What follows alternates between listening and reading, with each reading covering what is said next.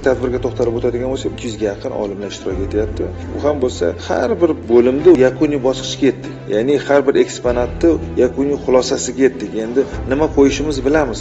Faqat savol bo'lyapti bugun, uni qanday xalqqa yetkazamiz? O'sha yutuqlarimizni islomgacha bo'lgan davrda birinchi Renessans, ikkinchi Renessans va yangi O'zbekiston pavilyonidagi amalga oshirilgan islohotlarni xalqqa, keng jamoatchilikka yetkazish bo'yicha so'nggi zamonaviy texnologiyalarni qanday qo'llaymiz? Qayerda interaktiv usullardan foydalanamiz?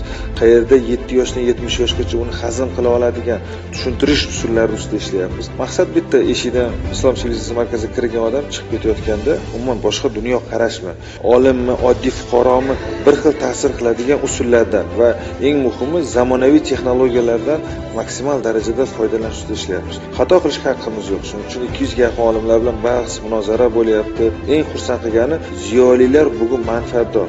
Ham ma'naviy, ham moddiy va eng muhimi xohish bor hammada.